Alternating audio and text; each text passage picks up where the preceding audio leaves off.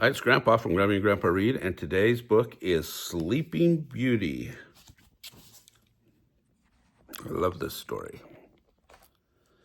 In a faraway land long ago lived King Stephen and his fair queen. One day a daughter was born, and they called her Aurora.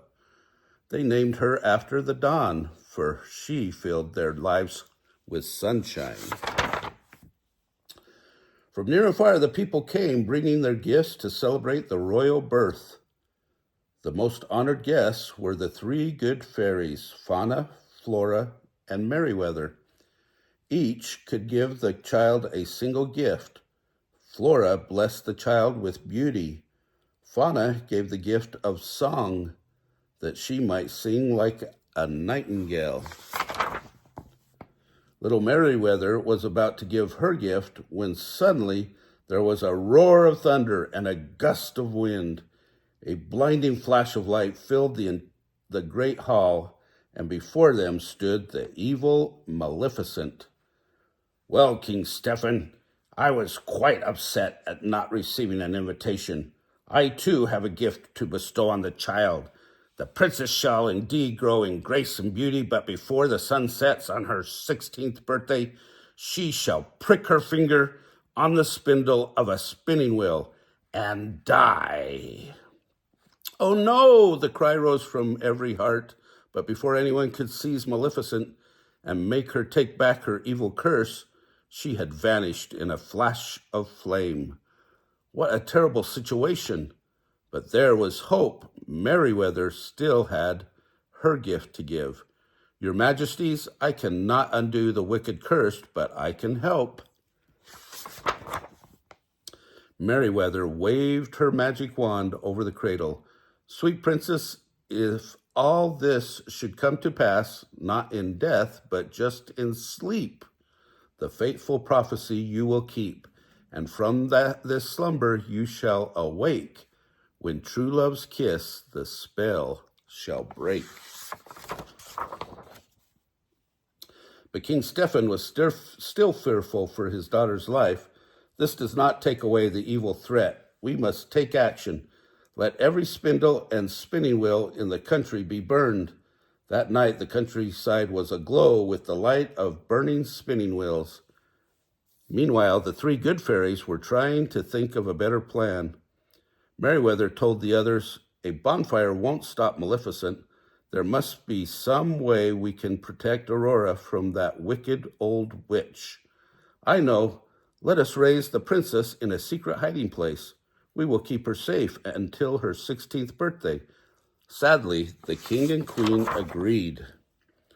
Disguised as simple peasant women, the three good fairies took the young princess to a tiny cottage deep in the woods. They called her Briar Rose instead of Aurora, and never told her she was a princess. So, for 16 years, the whereabouts of Aurora remained a mystery. On her 16th birthday, Briar Rose was picking berries when she chanced to meet a handsome young man riding in the forest. He was very kind. She was rather shy. She was not supposed to speak with strangers, but Briar Rose felt as if she knew him, for she had often dreamed of meeting someone so charming. She asked him to come to the cottage that evening and meet her family. Then Briar Rose rushed home to tell Flora, Fauna, and Merryweather her happy news. She was falling in love. When Briar Rose told the fairy godmothers about her true love, they grew sad. Since it's your 16th birthday, we must tell you the truth now. You are really the Princess Aurora. Your marriage to Prince Phillip will take place this very evening in your father's castle. You can never see your handsome stranger again. Briar Rose burst into tears.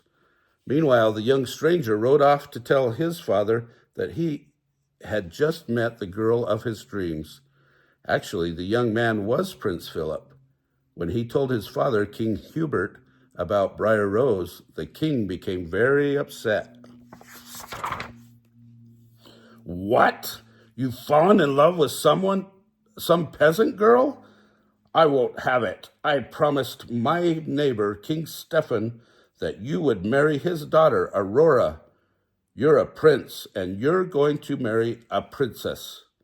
But Philip's mind was made up. Off he rode to the cottage in the woods to meet his true love, Briar Rose. But she was not there. The three good fairies had carefully escorted her to King Stephen's castle. The poor princess should have been happy, but all she could think of was her lost love. Meriwether led her up to her mom. Cheer up, dear. You can't meet your father looking so glum. We'll leave you alone for a few moments to dry your tears. While the good fairies waited outside, a mysterious voice began calling to the sad princess, Aurora, Aurora. In a trance, she followed the haunting sound up the winding stairway to the top of the tower. Off in the distance, Meriwether heard the evil chant. Listen, it's Maleficent. The fairies rushed through the palace corridors, searching for the princess. Rose, Rose, don't touch anything. But Maleficent's curse was far too powerful. The evil fairy called out from the shadows, Touch the spindle, touch it, I say. As if in a dream, Aurora stretched out her hand to touch the shining spindle. The fairies finally found Maleficent, but alas, it was too late. You poor simple fools, thinking you could defeat me, mistress of all evil. Well, here's your precious princess. Maleficent pulled back her long cape to reveal the beautiful Aurora lying in a deep sleep. Maleficent disappeared in a blaze of light. Her curse was complete. Now only true love's kiss could save Aurora. Meriwether knew they must do something. No one must ever know of this wicked deed. We'll put everyone to sleep until Rose awakens. As the fairies cast their spell over the castle, they heard King Hubert say, My son Phillip has lost his head. He fell in love with some girl named Briar Rose. Flora realized that the young stranger Rose had met in the forest was really Prince Phillip. But miles away, Maleficent was plotting. Prince Phillip is the only person who can break my evil curse. I must find him at once. She and her demon army captured Phillip and locked him in a deep dungeon. But the good fairies flew to Phillip's rescue and freed him. They armed him with a magic sword and led him to the sleeping princess. Maleficent was furious when she found that the prince had escaped. Determined to stop him, she turned herself into a fiery dragon. But her evil could not overcome Philip's magic sword, and his true love, Maleficent, was destroyed. With the help of the three fairies, Prince Philip found the tiny tower room where his sleeping beauty lay. There, dreaming of her true love, was the Princess Aurora, the very same girl he had fallen in love with. He gave her a kiss. She opened her eyes and smiled. Maleficent's spell was broken. Soon the whole castle was awake, and the joyous wedding celebration began. And so the Sleeping Beauty and her own true love were married and lived happily ever after. The end. Oh, look, somebody colored. I hope you enjoyed that book. If you did, smash the like button below. Give us a big thumbs up. Subscribe to our channel of Grammy and Grandpa Read. And watch our playlist for Disney and our playlist for royalty. And have a great day.